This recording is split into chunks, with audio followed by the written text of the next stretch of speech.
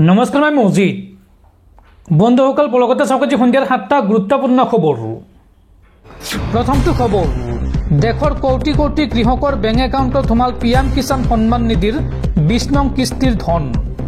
প্ৰধানমন্ত্ৰী মোদীয়ে বাৰাণসীৰ পৰা ৰিমোটৰ বুটাম টিপি কৃষকৰ একাউণ্টলৈ স্থানান্তৰ কৰে PM কিষাণ সন্মান নিধিৰ 20 নং কিস্তিৰ ধন।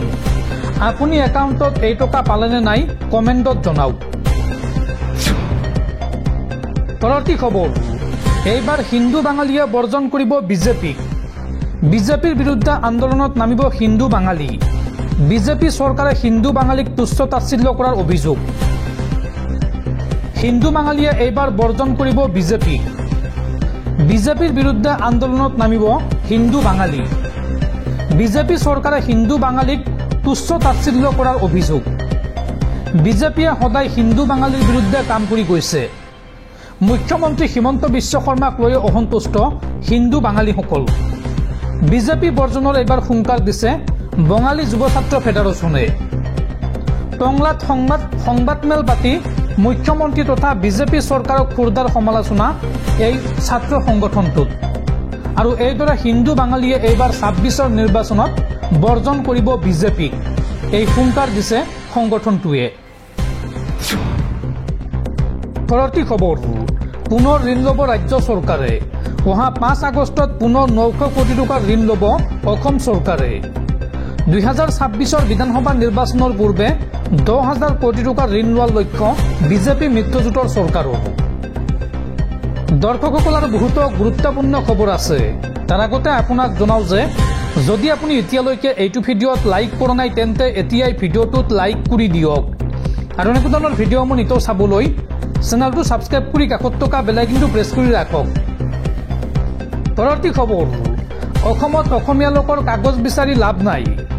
বাংলাদেশৰ পৰা অহা লোকৰ পৰাহে কাগজ বিচাৰিব লাগে। আমাৰ প্ৰকৃত শত্ৰু কোন আমি সকলোৱে চিনি পাওঁ।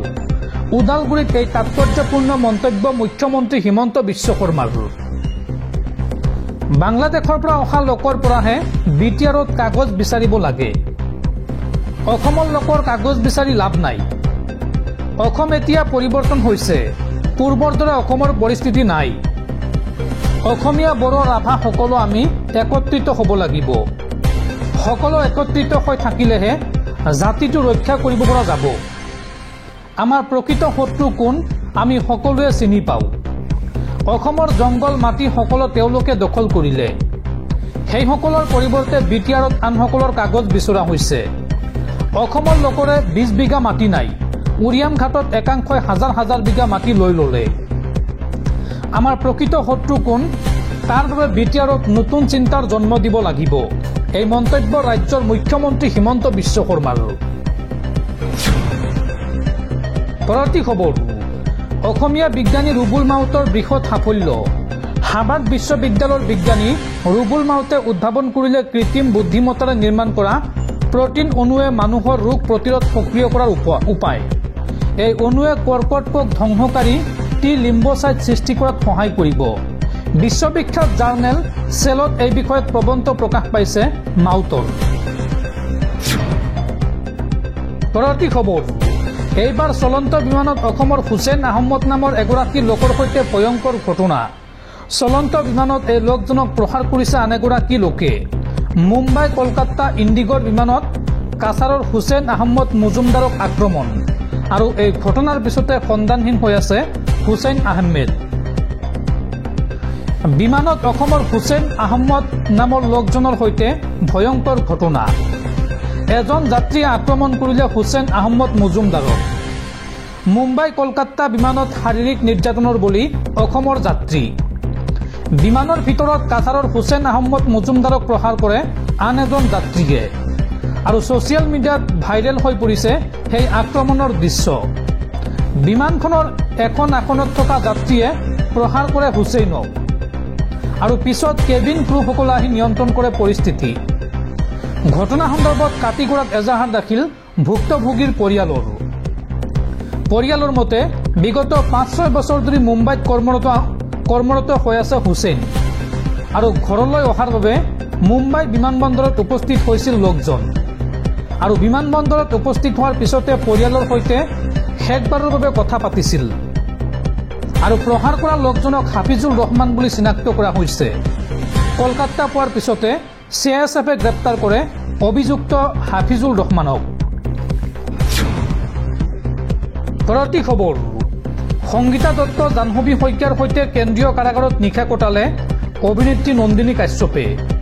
22গৰাকী কয়দীৰ সৈতে একেলগে নিশা কটালে নন্দিনী কাশ্যপে। কাৰাগাৰৰ মহিলা চেলৰ 1 নং কোঠাত মাটিত শুলে নন্দিনীয়ে। মলাই পনীৰ ভালপোৱা নন্দিনীয়ে খাবলগীয়া হৈছে কাৰাগাৰৰ ৰুটি আৰু চব্জি।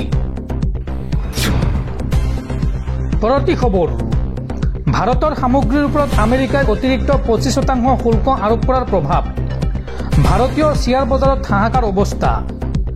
1653টা কোম্পানীৰ শ্বেয়াৰৰ পতন। বিনিয়োগকাৰীৰ মাজত হাহাকাৰ অৱস্থা। পৰৱৰ্তী খবৰ, 20,000 মুছলমানক লগত লৈ ৰাজপথ কঁপাবলৈ সাজু হৈছে অখিল গগৈ। সংখ্যালঘুৰ সমস্যা সমাধানৰ দাবীত 4 আগষ্টত মুছলমানক লগত লৈ বৃহৎ আন্দোলন কৰিব অখিল গগৈয়ে। এইবাৰ 20,000 মুছলমানক লগত লৈ ৰাজপথ কঁপাবলৈ সাজু হৈছে বিধায়ক অখিল গগৈ। 4 আগষ্টত মুছলমানক লগত লৈ বৃহৎ আন্দোলন কৰিব অখিল গগৈয়ে। বিজেপি চৰকাৰৰ বিৰুদ্ধে প্ৰতিবাদ সাব্যস্ত কৰিব হাজাৰ হাজাৰ মুছলমানে। বিলাসীপাৰাত অখিল গগৈৰ নেতৃত্বত হ'ব বিশাল প্ৰতিবাদী কাৰ্যসূচী। ধুবুৰী জিলা আয়ুক্তৰ কাৰ্যালয় ঘেৰাও কৰিব প্ৰতিবাদকাৰী মুছলমানে। উচ্ছেদিত মুছলমানৰ মাজত থিয় হৈ চৰকাৰৰ বিৰুদ্ধে আন্দোলন ঘোষণা। সংখ্যালঘুৰ সমস্যা সমাধানৰ দাবীত সাব্যস্ত কৰিব প্ৰবল প্ৰতিবাদ। পৰৱৰ্তী খবৰ, ৰাজ্যৰ লাখ লাখ মহিলালৈ ভাল খবৰ। অহা 21 আগষ্টৰ পৰা ৰাজ্যৰ লাখপতি বাইদেউসকলে লাভ কৰিব 10,000কৈ টকা। আজিৰ দিনটোত এই বৃহৎ ঘোষণা কৰিছে ৰাজ্যৰ মুখ্যমন্ত্ৰী হিমন্ত বিশ্ব শৰ্মাই। পৰৱৰ্তী খবৰ, এজন চৰকাৰী কৰ্মচাৰীৰ সম্পত্তি কিমান হ'ব পাৰে। 15,000 টকা দৰমহা পোৱা চৰকাৰী কৰ্মচাৰীৰ সম্পত্তিয়ে হতবাক কৰিব আপোনাক।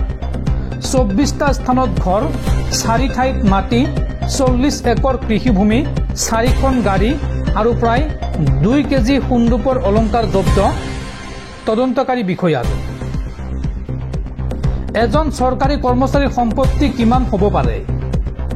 15,000 টকা দৰমহা পোৱা চৰকাৰী কৰ্মচাৰীৰ সম্পত্তিয়ে হতবাক কৰিব আপোনাক। চৰকাৰী কাৰ্যালয়ৰ কেৰাণীৰ ঘৰত উদ্ধাৰ হ'ল বান্দিলে বান্দিলে টকা আ অলংকাৰ। 24টা স্থানত ঘৰ, 4 ঠাইত মাটি, 40 একৰ কৃষিভূমি, 4খন গাড়ী আৰু প্ৰায় 2 কেজি সোণৰূপৰ অলংকাৰ। 30 কোটিতকৈও অধিক সম্পত্তিৰ মালিক এজন সাধাৰণ চৰকাৰী কৰ্মচাৰী। কৰ্ণাটক গ্ৰাম্য আন্তঃগাঁথনি উন্নয়নৰ এজন প্ৰাক্তন কৰ্মচাৰীৰ ঘৰত এই অভিযান তদন্তকাৰী দলৰ। কৰ্ণাটকৰ লোকায়ুক্ত বিষয়াই অভিযান চলাই উদ্ধাৰ কৰে এই বৃহৎ সম্পত্তি। এজন অভিযন্তাৰ লগত মিলি কেৰাণীজনে বৃহৎ কেলেংকাৰী কৰাৰ অভিযোগ উত্থাপন হৈছে আৰু এই বৃহৎ কেলেংকাৰীৰ সৈতে জড়িত আছিল বহু চৰকাৰী বিষয়া। পৰৱৰ্তী খবৰ, অনাথ আশ্ৰমক বিলাসী হোটেল হিচাপে পুনৰ উদ্বোধনক লৈ প্ৰশ্ন কংগ্ৰেছী সাংসদ গৌৰৱ গগৈৰ। শেহতীয়াকৈ ডিমা হাছাত ৰাজহুৱা পুঁজিৰে নিৰ্মিত অনাথ আশ্ৰম এখন বিলাসী হোটেল হিচাপে পুনৰ উদ্বোধন কৰা ঘটনাক সমালোচনা কৰি যোৰহাটৰ কংগ্ৰেছী সাংসদ গৌৰৱ গগৈয়ে শনিবাৰে ছচিয়েল মিডিয়াত এটা পোষ্ট কৰাৰ পিছতে ৰাজ্যত ৰাজনৈতিক ধুমুহাৰ সৃষ্টি হৈছে। গৌৰৱ গগৈৰ চোকা মন্তব্যই ৰাজ্যৰ আন্তঃগাঁথনি আৰু উন্নয়ন নীতিত স্বচ্ছতা আৰু জনকল্যাণক লৈ পুনৰ বিতৰ্ক তুলি ধৰিছে। শনিবাৰে এক্স পূৰ্বৰ টুইটাৰত শ্বেয়াৰ কৰা এটা পোষ্টত গৌৰৱ গগৈয়ে লিখিছে যে ইংৰাজী 26/7/2021 তাৰিখে মাননীয় মুখ্যমন্ত্ৰী শ্ৰী হিমন্ত বিশ্ব শৰ্মাই ডিমা হাছাৰ বড়ো হাফলঙত NLCPR পুঁজিৰ পৰা 2.9 কোটি টকাৰে নিৰ্মাণ কৰা এটা অনাথ আশ্ৰম গৃহ উদ্বোধন কৰে আৰু কেইমাহমানৰ ভিতৰতে অনাথ শিশুসকলক বাহিৰলৈ স্থানান্তৰ কৰা হয়। 2022 চনত এই ভৱনটো আংশিক ভাঙি সংস্কাৰ কৰা হয় আৰু এতিয়া 26/7/2025 তাৰিখে একেটা ভৱন পুনৰ উদ্বোধন কৰা হৈছে। শিশুৰ আশ্ৰয় ঘৰ হিচাপে নহয়, এইবাৰ হেডিং হোটেল হিচাপে উদ্বোধন কৰা হৈছে। নতুন অসমত জনকল্যাণ এনেকুৱাই নেকি? অনাথ আশ্ৰমৰ পৰা বিলাসিতালৈকে সকলো ৰাজহুৱা ধনৰ বিনিময়ত উত্তৰ পূব অঞ্চলৰ আন্তঃগাঁথনি উন্নত কৰাৰ লক্ষ্যৰে non lapsable central pool of research চমুকৈ NLCPR আঁচনিৰ অধীনত এই চৰ্চালৈ অহা অনাথ আশ্ৰমটো প্ৰথমে নিৰ্মাণ কৰা হৈছিল। শিশু কল্যাণৰ প্ৰতি চৰকাৰৰ দায়বদ্ধতাক তুলি ধৰি 2021 চনৰ 26 জুলাইত মুখ্যমন্ত্ৰী হিমন্ত বিশ্ব শৰ্মাই এই সুবিধা উদ্বোধন কৰিছিল। কিন্তু অনাথ সন্তানক হঠাতে আঁতৰাই পেলোৱা আৰু তাৰ পিছত সেইটো অন্য উদ্দেশ্যত ব্যৱহাৰে চকু কপালত তুলিছে সচেতন ৰাইজৰ। বিষয়টোৰ সৈতে পৰিচিত সূত্ৰৰ মতে 2022 চনত এই ভৱনটোৰ গাঁথনিগত আৰু আভ্যন্তৰীণ পৰিৱৰ্তন কৰা হৈছিল। প্ৰতিবেদনসমূহে শেহতীয়াকৈ এক প্ৰিমিয়াম থকাৰ সুবিধাৰে পাহাৰীয়া জিলাখনত হেডিং হোটেললৈ ৰূপান্তৰিত হোৱাত ব্যক্তিগত খণ্ড জড়িত থকাৰ ইংগিত দিছিল। কংগ্ৰেছৰ নেতৃত্বত বিৰোধী দলসমূহে এই ধনৰ অডিট আৰু ব্যৱহাৰৰ পৰিৱৰ্তনৰ তদন্তৰ আহ্বান জনাইছে। কৰ্মী আৰু শিশু কল্যাণ সংস্থাসমূহেও উদ্বেগ প্ৰকাশ কৰিছে, যিটোক তেওঁলোকে উদ্দেশ্যৰ প্ৰতাৰণা বুলি বৰ্ণনা কৰিছে। অৱশ্যে গৌৰৱ গগৈৰ এই অভিযোগৰ প্ৰত্যুত্তৰত এতিয়ালৈকে ৰাজ্য চৰকাৰে কোনো আনুষ্ঠানিক বিবৃতি প্ৰকাশ কৰা নাই।